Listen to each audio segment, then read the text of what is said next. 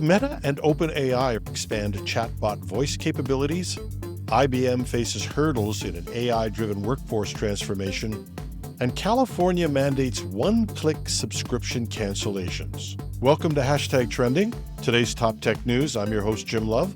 Let's get into it. Both Meta and OpenAI are advancing their AI chatbots with new voice features, intensifying the competition in conversational AI. Meta's AI assistant will debut speech capabilities this week, featuring voices from celebrities like Judi Dench.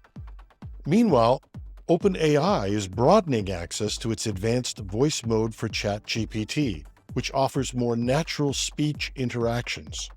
There are already a large number of voice-based systems on the market, moving rapidly into areas like customer service and even telemarketing. But these new voice chat systems from OpenAI and from Meta take voice response to a new level. ChatGPT's voice, in particular, is scarily close to a human's. Outside of some minor delays, it can carry on a complete conversation, it can detect and show emotion, it can be interrupted like a human in a conversation. We haven't directly tried Meta's new voice, but we expect it too will be a quantum leap forward. Despite the breakthrough quality of these voice systems, we can expect some early issues and some work before they're ready for prime time. We've been testing ChatGPT's voice, and although it's impressive, it frequently drops the calls or is unavailable. That might just be a byproduct of the early interest.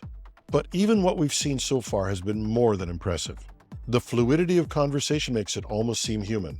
And this is a nuance that I picked up when I asked for some advice on how to use this. The chatbot knew who I was. Not just by name, but it knew what I'd used ChatGPT for before, and made specific suggestions based on how I'd used it in the past. I'm still not sure how I feel about that.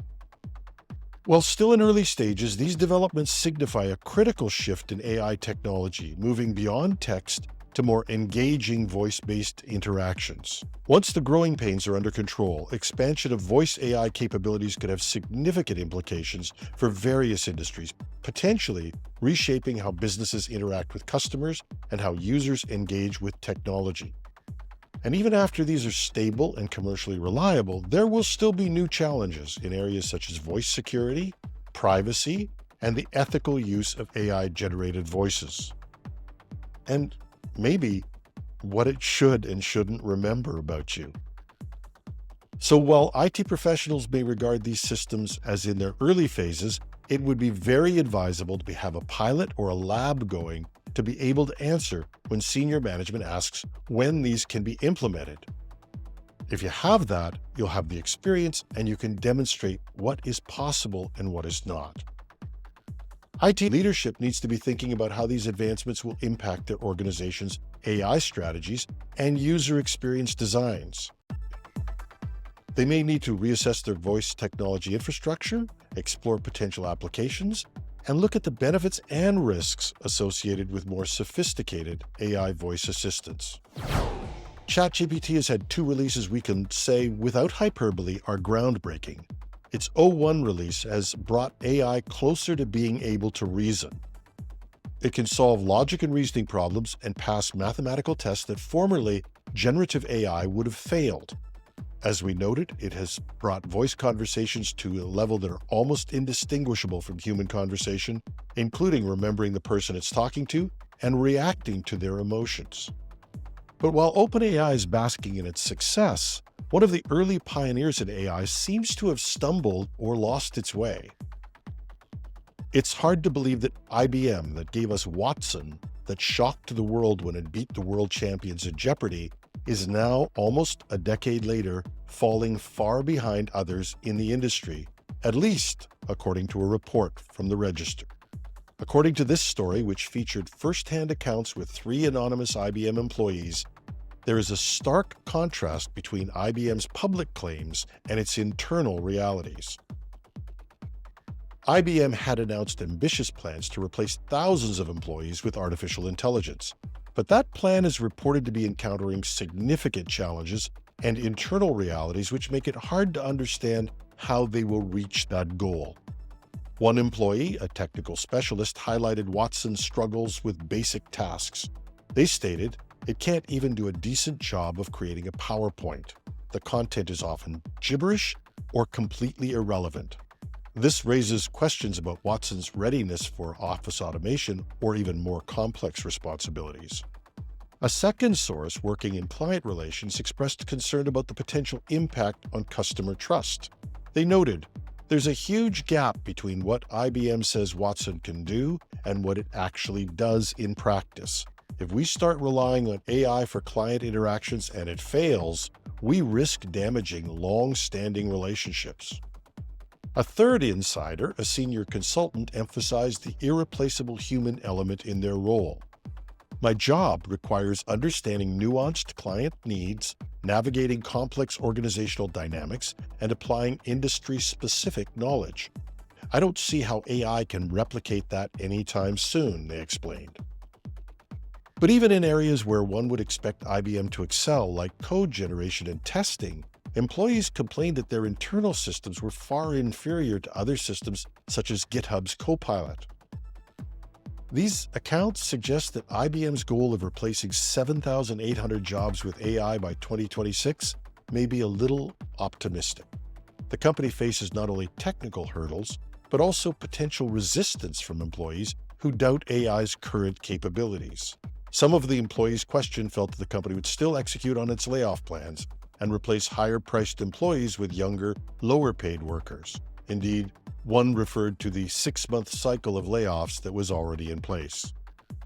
But this could have devastating impacts on morale, and without proper support, replacing seasoned veterans with inexperienced staff could prove disastrous for a company that has so many high-profile enterprise-level accounts and who markets themselves as providing expertise and thought leadership.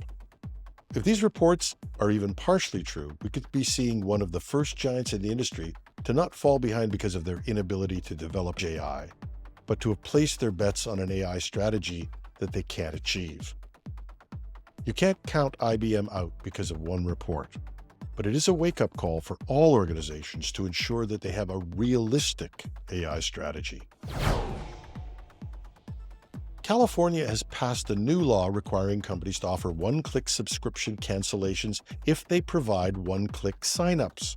Set to take effect on January 1st, 2025, this legislation aims to simplify the cancellation processes for recurring subscriptions like streaming services, gym memberships, and digital newspapers. The new law, Assembly Bill 2863, closes a loophole in existing regulations. While companies were previously required to offer online cancellation options, some made the process unnecessarily complex with multiple steps and opt-out pages. Now, if a service offers one-click purchases, it must provide equally simple cancellation methods.